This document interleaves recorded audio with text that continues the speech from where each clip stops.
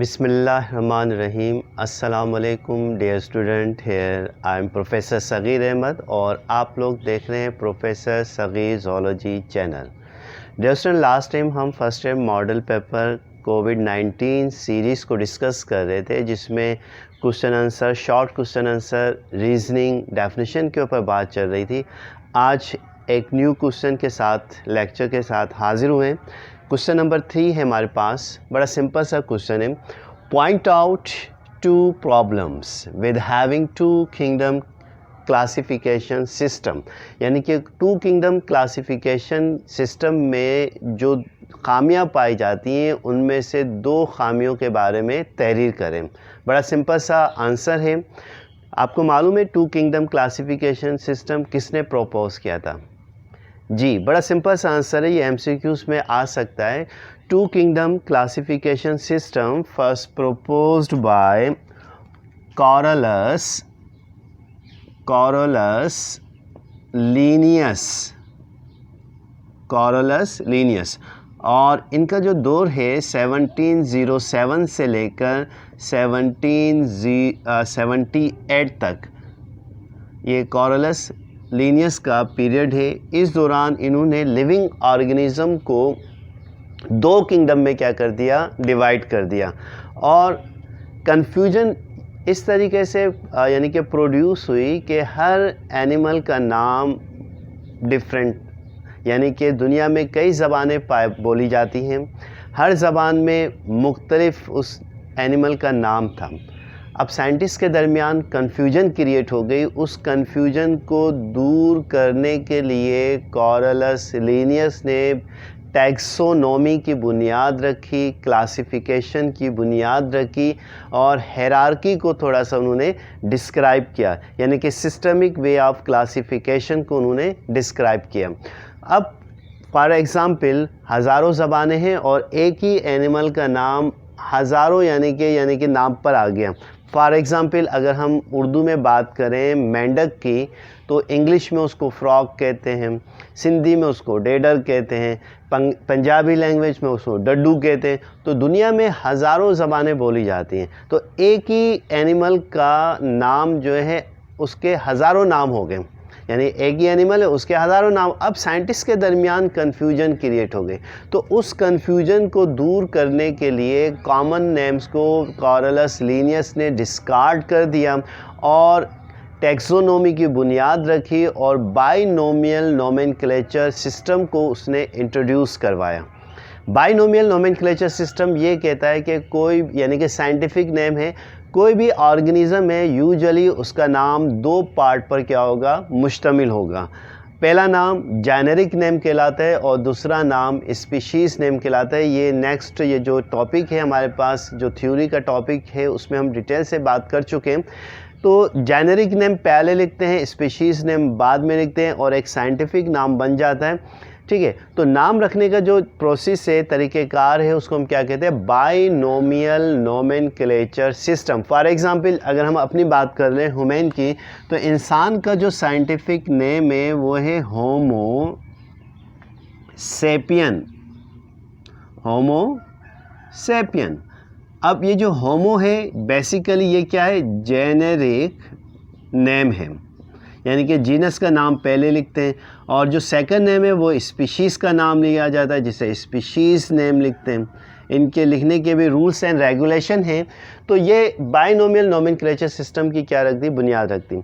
अब जैसे जैसे वक्त गुज़रता गया, क्लासिफिकेशन में चेंजेस आते गए।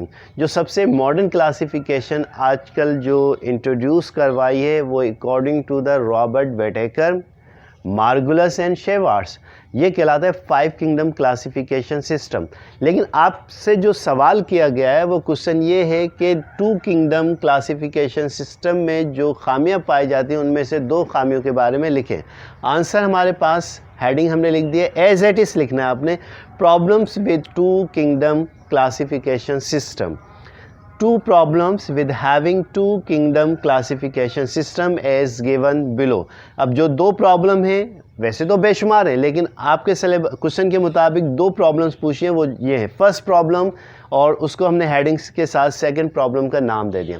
जो फर्स्ट प्रॉब्लम देखने में आई है वो यूनिसेलुलर ऑर्गेनिज्म यानी फाइलम प्रोटोजोआ के अंदर देखने में आई। अब फाइलम प्रोटोजोआ में आपने देखा होगा कि कौन कौन से मेंबर्स होते हैं। जो सबसे फेमस है अमीबा है, पैरामीशियम है, यूग्लिना है, कैलमनास है, स्टेंटोर है, वर्टिसिला है, डाइएटम्स है, इसके अलावा वॉल्वोक्स है, बेशुमार प्रोटोजोन्स हैं। लेकिन इन प्रोटोजोन्स में कुछ ऐसे भी प्रोटोजोन्स हैं जिनमें क्लोरोफिल भी मौजूद होता है और कुछ मेजॉरिटी ऐसी प्रोटोजोन्स है जिसमें क्लोरोफिल मौजूद नहीं होता। अब जिनमें क्लोरोफिल मौजूद नहीं होता they can not prepare on food material, क्या कहलाते हैं? हेटरोट्रॉफ कहलाते हैं।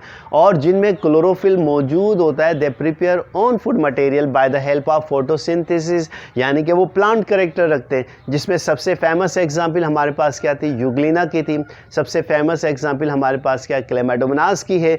तो आइए इस प्रॉब्लम को डिस्कस करते हैं। First problem, the first problem concerns the unicellular flagellates such as protozoa in the animal kingdom. However, some euglenites, including Euglena itself, contain chlorophyll and feed autotrophically by photosynthesis method. अब इस Euglena को जो अपनी food खुद prepare कर रहे हैं by the help of photosynthesis, तो इसको किस में रखा गया? किंगडम एनिमेलिया के अंदर रखा गया, फाइलम प्रोटोजोआ के अंदर रखा गया। तो अब ये कन्फ्यूजन क्रिएट हुई, यानी कि जो यूग्लिना है कैलमनास है, अब फाइलम प्रोटोजोआ में तो है, उसकी भी दो क्लास बना दी, सब क्लास ज़ूफ्लैजिलेटा और सब क्लास फाइटोफ्लैजिलेटा। लेकिन बाद साइंटिस्ट ने इसको उठा के किंगडम प्लांटी में रख दिया। तो ये एक बड़ी यानी कि प्रॉब्लम्स ऑब्जर्व की गई और इस प्रॉब्लम को सॉल्व किया रॉबर्ट वेटेकर, मार्गुलस और शेवार्ट्स ने। Second problem, two kingdom classification system में the second problem concerns the fungi, यानी कि जो सेकेंड प्रॉब्लम देखने में आई वो फंजाई में देखने में आई कि fungi were put in plant kingdom, यानी कि फंजाई को किंगडम प्लांटी में रख दिया। और फंजाई को किंगडम प्लांटी में क्यों रखा गया? हैविंग अ सेल वॉल, किस बुनियाद पर? सेल वॉल की बुनियाद पर। देखो fungi are really very different from green plants, जो कि ग्रीन प्लांट से इंटायरली डिफरेंट है। They lack chlorophyll and feed heterotroph by absorption method. हालांकि इनमें ग्रीन पिगमेंट क्लोरोफिल मौजूद नहीं है, अपनी फूड हेटरोट्रॉफ प्रोसेस के ज़रिए बाय एब्जॉर्प्शन मेथड के ज़रिए हासिल कर रहे हैं। तो हेटरोट्रॉफ क्या हुए? एनिमल्स हुए। और फंजाई भी क्या है? इनमें क्लोरोफिल मौजूद नहीं है, नॉन क्लोरोफाइलस हैं, हेटरोट्रॉफ है। इनको भी किस में रख दिया? किंगडम प्लांटी के अंदर रख दिया। लेकिन जब रॉबर्ट मार्गुलस, शेवार्ट्स, रॉबर्ट वेटेकर, मार्गुलस और शेवार्ट्स ने ये ऑब्जर्वेशन की कि फंजाई जो है इंटायरली डिफरेंट है प्लांट से, जब उसकी सेल वॉल को चेक किया गया तो वो फंगल सेलुलोस की निकली जो कि काइटिन सब्सटेंस पर है। इनमें जो सेल डिवीजन ऑफ माइटोसिस है वो न्यूक्लियर माइटोसिस है, यानी कि during the cell division nucleus can not be disappear, nuclear membrane can not be disappear, but cell divide without the disappearing of the nuclear membrane.